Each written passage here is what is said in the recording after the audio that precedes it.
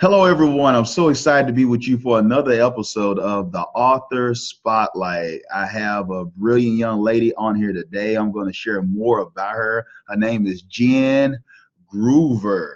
Has been tagged by Success Magazine as a one-woman brand, a creativity and innovation guru, and a leading serial entrepreneur by Entrepreneur Magazine, and ranked number 8 by SAP in the top 51 influencers of human potential.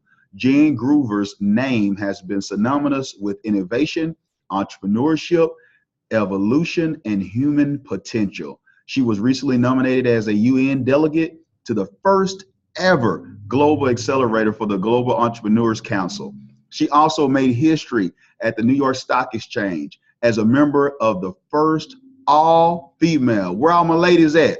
To ring the opening bell. Made Forbes list of 50 founders you need to follow on Twitter, and was nominated TV Personality of the Year Award in 2003 by Savor the Success. Jen Groover's energy and multifaceted, diverse wisdom and experiences have made her a highly sought after international speaker for over 20 years. I'm sharing a little bit. I got to go a little bit deeper in this just to let you know who we have on the show.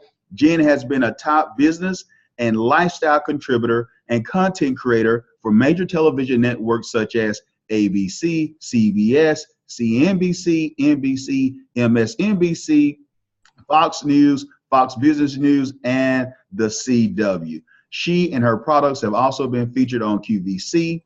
Jen also regularly contributed editorial pieces to several prominent business magazines and online resources, including the HP Baby, yes, the Huffington Post, Entrepreneur Magazine, Inc. Magazine, the Wall Street Journal, Positively Positive, and the Story Exchange. Her products, brand, and work have been featured in hundreds of media outlets, including the Oprah Magazine, Redbook, People, US Weekly, Success, and Entrepreneurs. So thank you so much, Jen Groover, for coming on to the show. I really appreciate you. Thanks for having me. Anytime. Now, I shared a little bit about your bio. I could have went on and on and on, but is it anything that I might have left out that you think you would want to include or share with our audience before we move forward? Yeah, I think, the biggest thing about me is I have been an entrepreneur since I graduated college, which was back in 1995, way before entrepreneurship was cool. I have never followed the rules of common society beliefs that you have to fit in one box and stay in that box for the rest of your life. I had a belief system when I graduated college, like, why would I go work for someone else and make them really successful? And I've always challenged everything. My degrees in psychology and education, my fun classes, my electives were in philosophy. So I have this innate desire to question all beliefs and all limited beliefs that hold us back from maximizing our potential, which is my favorite conversation, is how do we maximize our potential? And I've been a thought leader in this space, especially with the underlying fundamental education around emotional intelligence, and really pioneering that platform forward so that people can live the happiest, most fulfilled life possible. Awesome. And speaking of fulfilling lives and living a fulfilling lifestyle, could you share a little bit about what if and why not? Could you share why that book, with your background, what led you to that book? Yeah, I'd love to share that story. In 2004, I gave birth to twins, which then also probably gives birth to a lot of ideas for people. And so I was carrying my daughters around in the grocery store and putting them down at a cash register in an express lane one day, and they both begin wailing, screaming, crying. I can't find my credit card. I dump my handbag out in front of the cashier. And I thought to myself, seriously, as far as women and our innovation in our society has come, we are accepting a bucket for a handbag. Like, literally, it's a bucket. And no one's questioning this. Like, women are digging through this bag every day looking for things. It's like our third arm. And so I left thinking there has to be a better way. And my mom had this belief system that she held us to a standard to, that you're not allowed to complain about something unless you back it up with a solution. So I didn't like it as a child, obviously, but as I got older, I realized it programmed me that if I was about to complain about something, I needed to instantly go into a solution statement in order for my voice to be heard. So parents out there, if you have kids, this is so smart because it makes your child an innovator and a problem solver, which makes them probably become very successful later in life. And so I left that day thinking there has to be a better way. And then I went to this thought of like, how am I going to change it? Or what am I going to do? I can't even draw a stick figure very well. How will I solve this problem? And 9 months later, I'm unloading my dishwasher. I have the bird's eye view of the knives, forks, and spoons, and standing up straight in the utensil tray. And I look into the dishwasher and I think, that's how I want everything in my handbag to be. So like any normal person, I took my dishwasher tray out of my dishwasher. I stuck it in my handbag, and that was my first prototype. And I launched a company called the Butler Bag, because every girl needs a butler. And the handbag was just like having a butler with them. So as I went on my journey to launch this company, everyone in the industry, it was, ironically, the handbag industry is mostly men. So they would all say to me, women only want fashion. They don't care about function. And I was like, wait, I'm a woman. So I can actually say what I want. And I want both. And a lot of my friends want both. And I would defend my idea. And it came to one of my last meetings where I'm thinking to myself, I'm going to pack up and just take this idea home and maybe give up on this dream. I'm in the last meeting of that day.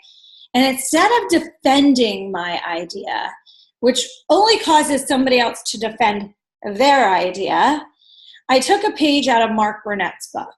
So Mark Burnett, for those of you who don't know, creator of Survivor, Apprentice, and so many more shows since then. But when he was launching Survivor, he was pitching it to all the network executives. They're all saying, no, no, no, no one wants this, which is usually the first thing everybody says when something new is presented. And he kept pitching it over and over again to sometimes the same people, which I think is hilarious in and of itself.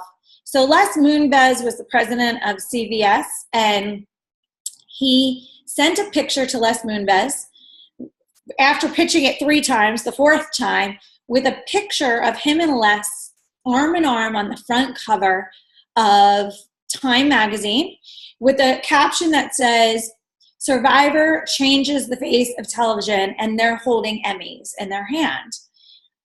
And it was so genius because it was the power of suggestion. It was the power of what could be, suggesting this vision of what was possible. And by the way, what he put up there came true, right? That manifestation came to become real. But in that last meeting, instead of defending my idea, I said to myself quickly, I'm going to do what Mark Burnett did and get this person to see potential, possibility. So I said to him, what if, just entertain this crazy thought for 1 second. What if women did want fashion and function? And what if you had a chance to be a part of it and you said no? And what if I'm the one to create this in a way that changes the entire industry? And what if your competitor says yes? Then how do you feel? So why not just give it a try? And that changed everything. That gave me the power back in that meeting. That gave me the strength. And it gave him an opportunity to see something different, because most people are apt to tell you what's going wrong, and they're to see what's going to happen wrong versus to see what's right. And so he could see what would happen that could be right, and he wanted to be a part of it. So that became the title of my book, because that was such a pivotal moment in my career. And you know what? And I'm thankful that you shared that with us, Jen. And for those who are out there listening in and those who are in the audience, I want you to think about what Jen has just shared with us. What if you don't share your story with the world? What if you don't embark on the journey to see if you can reach your full potential? Do you want to live a life of regret or I wonder what could have, what should have happened? That's some of the issues that most people are fighting with and wrestling with during their daily lives, is because they know it's much more in them, and they're acquiescing to a known hell and they're forfeiting unknown heaven, so to speak. And so when I'm listening to what Jen shared, she was able to just look at it from an abstract view, take a different perspective, and guess what? Now she has a different reality because she moved forward. Just think about it. She could have said, I'm just a mother. I'm just from this rural area. That idea is probably already out there. Who am I? I don't have the budget. You would need this funding. No, what if? And speaking of what if, this is a perfect segue into this next question I have to ask you. What made you believe, we're seeing the success with business and we know that you're an awesome mom, but what made you believe that you could write a book when so many have failed at the task? What made you believe that I can go and do this? Well, so I think there's like a few more lessons to share in that journey before I can answer that question. Okay, go ahead. I had learned when I launched the company, I had learned at that time period that women were only creating less than 1% of the wealth in our country. And it was so crazy to me because now, granted, this is back in 2006. 1% of the wealth, less than 1% of the wealth, that's insignificant. And that's not job capping. This is wealth creation. This is female entrepreneurs creating something. Meanwhile, at that time period, women were graduating equally to men from school, and they were starting 2.5 to 1 businesses to men. Now, yes, some women are starting businesses not to become millionaires or billionaires, just to have flexibility in their life, to be, able to be at the soccer games and not missing the school plays. So not everybody is looking to create the level of success that I did, but I think if more women understood it was possible, they would. So I thought to myself, why is this? My background psychology, my hobby philosophy, why is this? And I realized it was because women didn't have enough good role models to yet believe it was possible. So a lot of women still, to this day, 12 years later, still have very limited beliefs on if you're successful as a woman, you're probably not a good mom. You're probably not a good wife. You're probably not a good community supporter. You probably aren't very nice. You probably aren't able to have fun. You're always working. So all these belief systems I knew were programmed in women from generations before. And I believed I could be part of the solution. So I set this really audacious goal that I would create this success of this first year of business as a $1 million company, to be a role model for women, to say, if I can do it, I didn't come from a good childhood, I was not a good student, then you can do it too. And that became my mission. So it was bigger than me. It wasn't just, I want $1 million company in the first year. I want $1 million company in the first year to be an example to all these other women that they can do it too.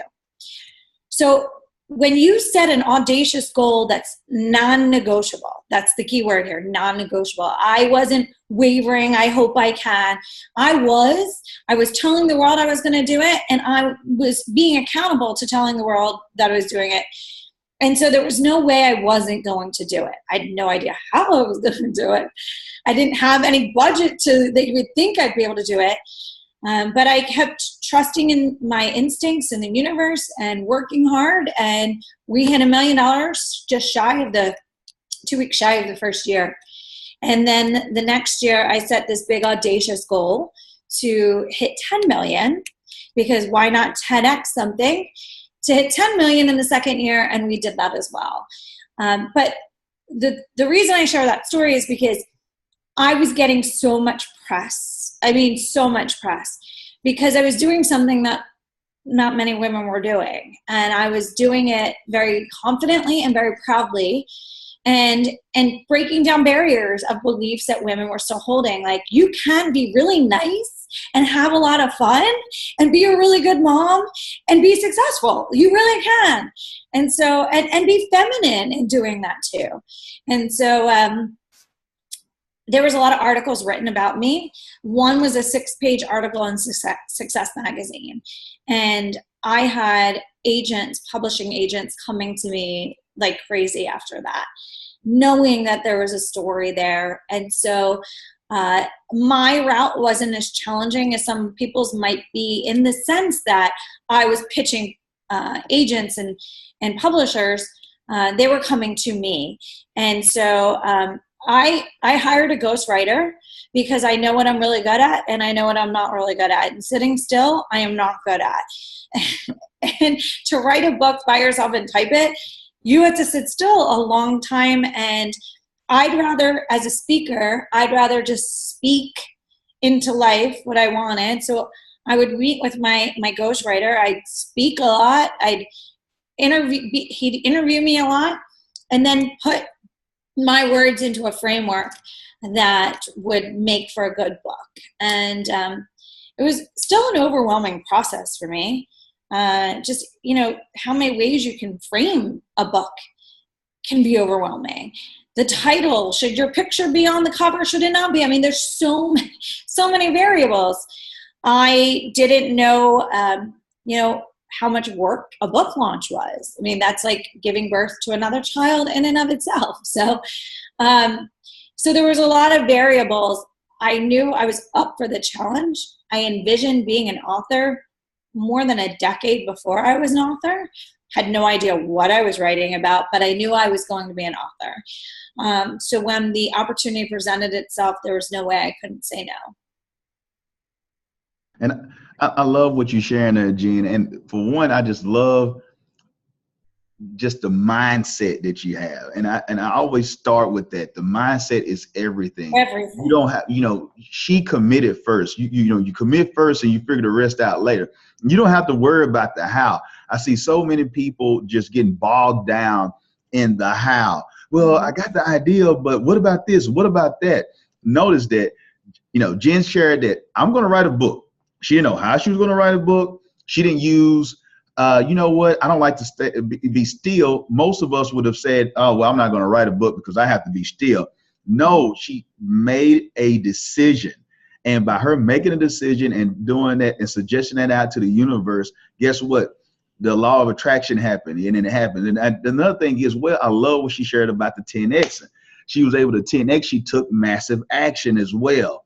She just didn't sit there and say, I'm going to sing Kumbaya, I hope everything work out all right.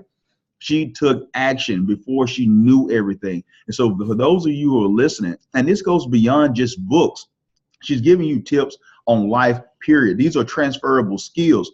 If you implement this stuff that she's sharing with you, whether it be in your marriage, whether it be with your children, whether it be going back getting a GED or moving up the corporate ladder, these things that she is sharing with you can help you move past the competition and set those hairy, audacious goals, people.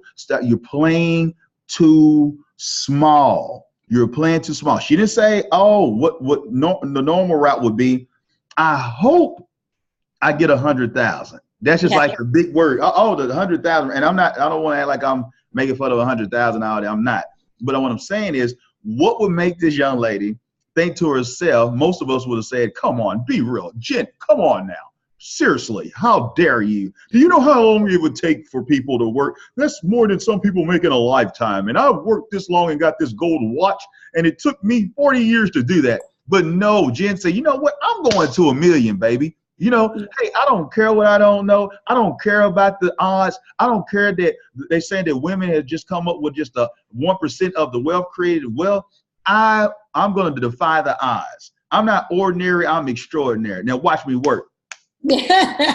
Exactly. And so that's what she did. And so I just want you out there to learn from this and not just get caught up on this is just Jen. The Jen that you're seeing right now, it started with a thought. And she has evolved into the human being that you're seeing right now. So don't just take it that she just woke up like this, like Beyonce, and she just woke up where she was making millions and she was on shows and all that. It didn't just happen, but she took the first step. But she thought big from the beginning, so she got the results. And so, do you agree with that? What I'm sharing with the audience right there? Do you? 1,000%. And I want to add, I had a really dysfunctional childhood, riddled with abuse, physical, mental, emotional abuse. My dad was an alcoholic, very abusive to my mom as well. My mom fell ill when I was very young because of the abuse. There was a lot of bad financial programming, really bad financial programming, which means I couldn't have done what I did if I didn't do some reprogramming and massive mindset training. And so to me, my belief in everything that I do is every single person, we're taught in our culture, which is so bizarre to me.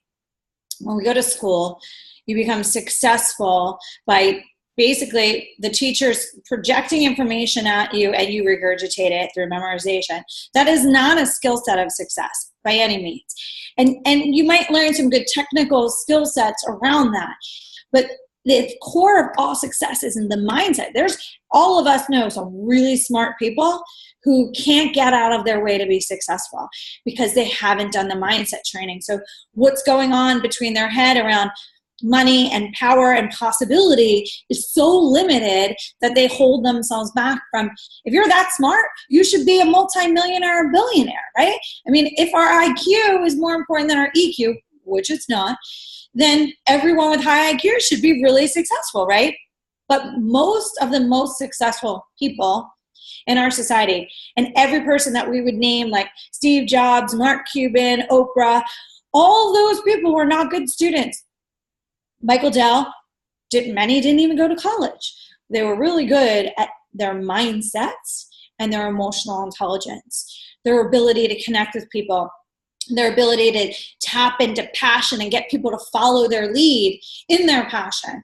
And so a lot of people might be like, well, I didn't go to school for that. Who cares? It doesn't matter. I didn't go to school. I can't even draw a stick figure, and I'm a designer for a handbag that became a multi-million-dollar company. So the limited beliefs that you project on yourself keep you small.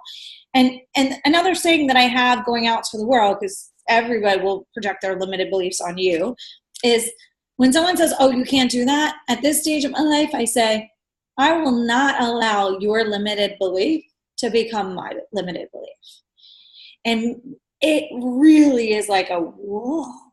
In a meeting, it changes power and dynamic and literally gives you the power. When you say that to someone, of course saying it respectfully, but the number one thing I tell everyone that they need to do to become successful is mindset training on a daily basis. Like you do physical training, you do mindset training. Always. I mean, this interview is like Campbell's soup. It's good. It's good, girl. I'm telling you, I'm loving this because, I mean, you're hearing from somebody who's doing it. It's not just you think it's a jackleg person who hasn't done anything. The level of success that she's had, but it started in the mind. So if you're thinking about, I need to do a book, but I can't get out of my way, sometimes you have to just release yourself and understand, well, let me look at my mind. What are the paradigms that are trapping me that's generational that I'm not even aware of? It's things that you're tangled up in that goes back farther than the 1800s that's been passed on for generations, and you're wondering why you're not having the level of success, or why you feel like that you're always on the outside looking in, or why this relationship is not working. So I believe in that as well. I personally work on my mind every single day. All day I'm having something go in, whether it's audio programs or whether I'm reading some, or I'm a part of a mastermind, or I have to do a daily reading, because I know I have to have the right mindset to be able to move forward and do the things that I need to do. And speaking of that, it's like, so say for instance, Gina, with the book being out, could you just share some things that have happened, whether it be testimonials or reviews, or even with your daughters, how they have viewed you since you being an author right now? Also, the multiple streams of income as well, and what you've been able to spend upon of it. So that's a layered question. I'm actually about to release my second and third book at the same time, which is exciting. One's The Operator's Manual for Life, which is all basically everything you wish you had known when you were born. And the other one's called The More Method, which is a formula that I've created to get more of everything good out of your life. And so, I've been an author for quite a few years, and, it up-leveled my speaking engagements and the amount you can request for your speaking engagements. I've been a speaker for 20 years, but when you become an author as a speaker, you can ask for more money, and it's expected that you're going to ask for more money. Even though I had the same knowledge prior to becoming an author or not, it's just the way people view you. Obviously, it helps you get more bookings for television and speaking on panels too, or moderating podcasts. Just kind of opens doors where people go, oh, you're an author. That means you're a thought leader or a subject matter expert. What's a funny story about my daughters, so they're 14, but when they were about 10, they were allowed to get Instagram. And instead of saying, no, you can't have it, they still can't have Snapchat, because I don't think anything should be able to disappear. However, Instagram I let them have because I could follow them and watch everything, and I gave them all the safety rules. Never post your picture as your profile, never say where you go to school, never check in somewhere while you're there, all the safety rules. But then I said, you can only follow so many people, and I need to know who they are, because that's what they're seeing in their reality and their feed, right? And then I'm going to get to choose some of the people you follow too. So I, of course, had them follow a lot of my friends who are authors and speakers and entrepreneurs. And by the end of that summer, because I allowed them to have it in June at the end of a school year, by the end of the summer, my one daughter, Madison, was like, Mom, I don't know what book I'm going to write. And I was like, what do you mean? Like, for school? Do you have it? Is it due when you go back to school? She goes, no, my book. And I go, I know, but like, was it a project you had to work on this summer? And she's like, no, my life book, the book that everyone writes. And I'm like, oh my God. She's seeing all of my friends, who many of them had launched books that summer, and launching these books. So she's thinking, well, everyone writes a book. Now talk about belief system and programming. We just talked about that, right? So imagine, in their view of the world, every woman writes a book, goes on television, and speaks all over the world, because that's just what they do. So all that garbage of like, a woman can't do that, doesn't exist in their brain the way it has for women of my generation and generations before me. And so they're used to it. They're like used to, I would bring them to speaking engagements, not so much to hear me speak, but to hear other people speak, to plant the seeds that other speakers would be planting. My mom had a TV show when I was a kid, where it was a current affairs show, but my mom was obsessed with sports, and this whole philosophy of like, what makes somebody good to great. And she would make me sit in her television studio after school every single day, and I hated it. When I tell you I hated it, I mean, I was really upset about it, because all my friends would be outside playing, and I'm in this dark studio.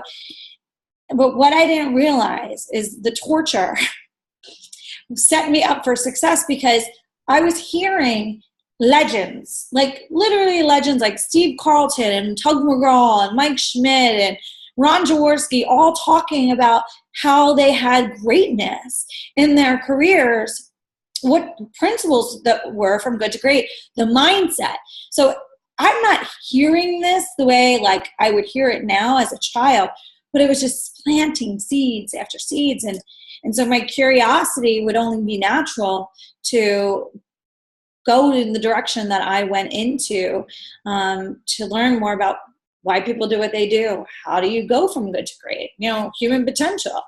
So, I think it's really important if you have kids to involve them in the process of what you're doing, because it really does open their belief systems of what's possible and not diminish to the norm. There are definitely times while my kids were in school that other people's limited beliefs were projected upon them.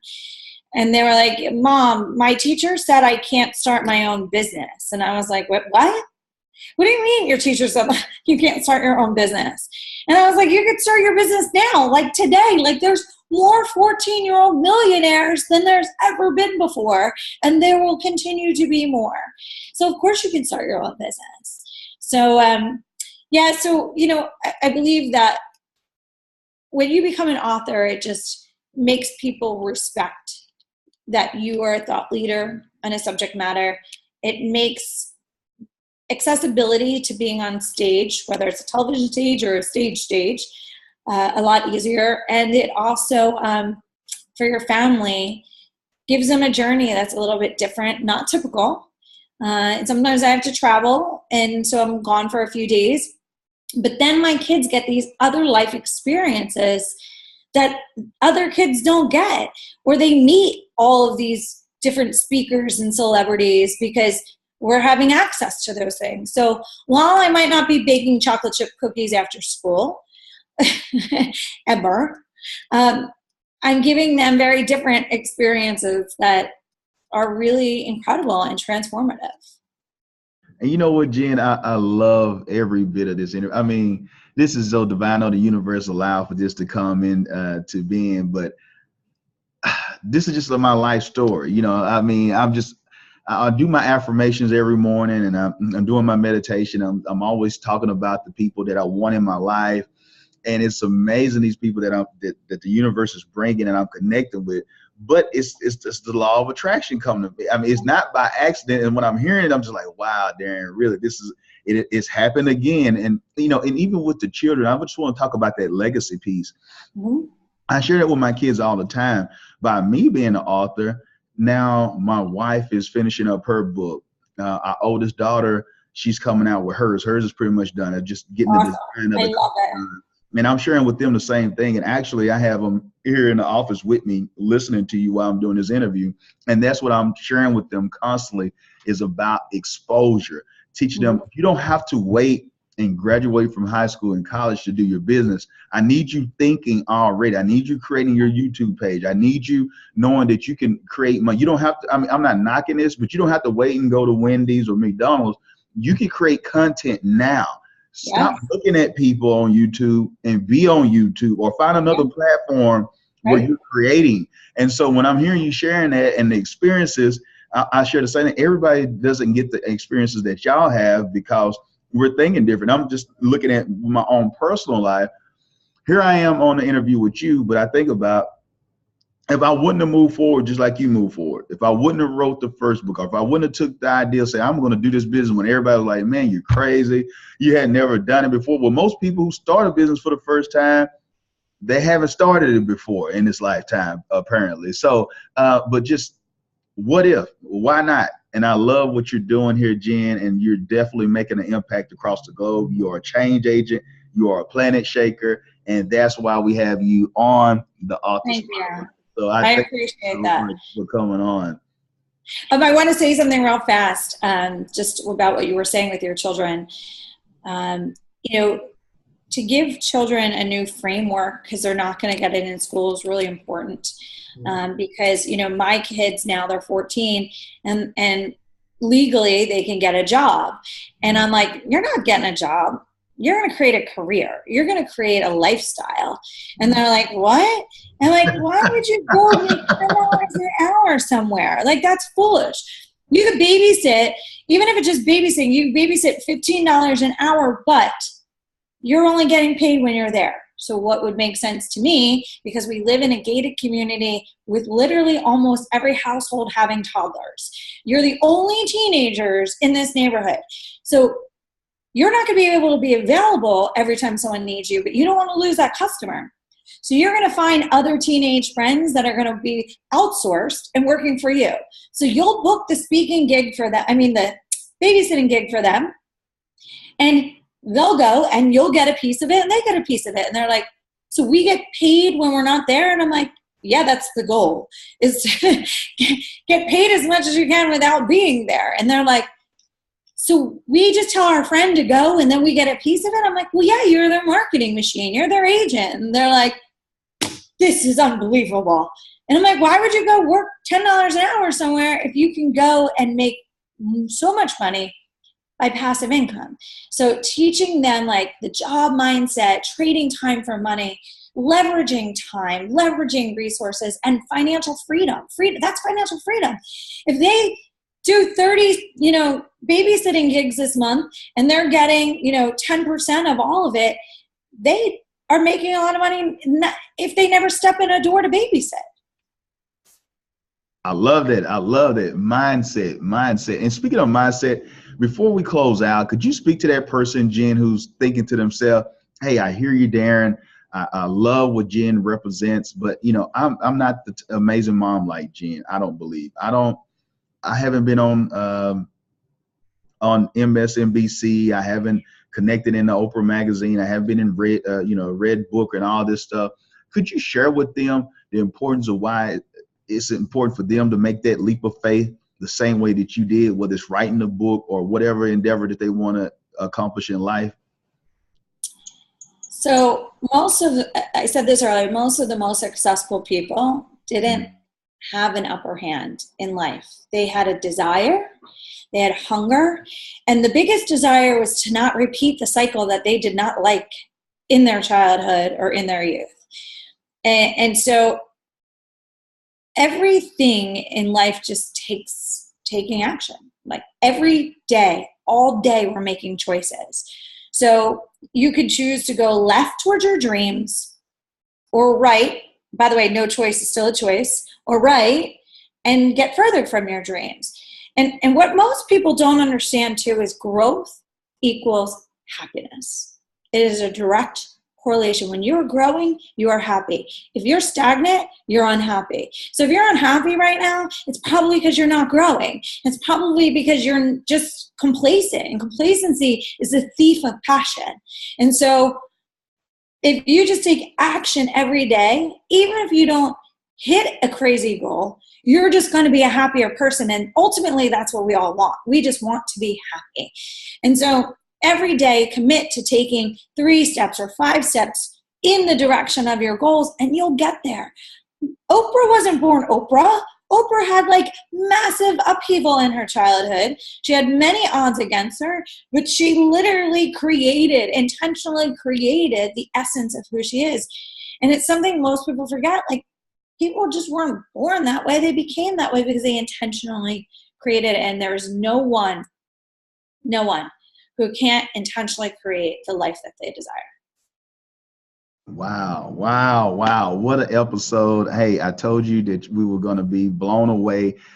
She didn't disappoint at all. So I just want to thank you, Miss Jen Groover, for coming on this episode of the Author Spotlight. Make sure that you go get her current book, and also when can we expect the release? Do you have a time or date yet? I can put it. Yes, it was supposed to be spring, but I pushed it off because I didn't want to spend my summer on a book tour. So, so it's going to be in the fall. Smart woman.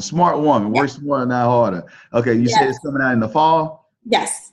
Awesome. So fall make 2018. sure. Awesome. Okay, definitely. We will make sure that we reach out. Also, Jen, any information, websites, events, if they want to book you to speak, whatever it may be, could you share any of that information?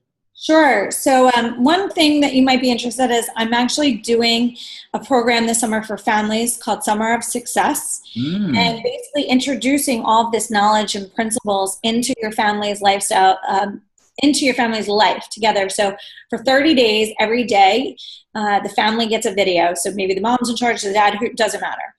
The family watches the video together. Even if you can't physically be together, you're all watching the video at some point every day. And the videos are about mindset, neuroscience, nutrition, because nutrition affects your physiological state, affects your mental and emotional state, around meditation, visualization, all these topics we've talked about today. Every day there's a video on one of those topics. And then I give discussion questions for the parents to sit with the children, could be any age, and talk about these different questions so that everyone's growing together. Everyone's on the same page. And it gives parents who have kids they can't really figure out how to connect with an opportunity to figure out how to connect with them. Or, you know, I have teen girls, they answer a lot like questions with one-word answers these days. So it gives you an opportunity to be like, okay, we're having a discussion here and there's not one-word answers. And so for 30 days, the family grows together in educational training that you're not learning in school, which is why I call it Summer of Success. And I hope that it opens a floodgate of success in the future for all these families. But they can find that on Facebook. Summer of Success Family Edition is what you would put in the search term. I am super, super active on Facebook, Instagram, Twitter, not as much, but Facebook and Instagram and LinkedIn. It's my name for every one of the things. And my website is my name as well. So I kept it all simple. If you want to book me to speak, you can email info@jengroover.com. Same for coaching as well, info@jengroover.com. And if you want more content from me, I post all day, every day on social media. So Miss Groover has definitely knocked it out the park. Like I said before, I'm so excited about this episode. I don't know about you, but I got plenty of notes. I feel like I'm definitely validated with the crazy stuff that I be having my family doing, seeing the success that she has. I know the importance of breaking down those paradigms that has been instituted in us, that got us institutionalized actually. And so by her thinking outside the box, it really helped me out today. So I just want to thank you once again for taking time out of your busy schedule to really add value on this episode. Thank you so much, Jen. Absolutely. Thank you. Take care. Awesome. Remember, for those of you out there, remember, I want to see you across from me, just like Jen is, making a difference locally and globally. Until next time, remember, this is the year for your new book. And remember, be the change and be great.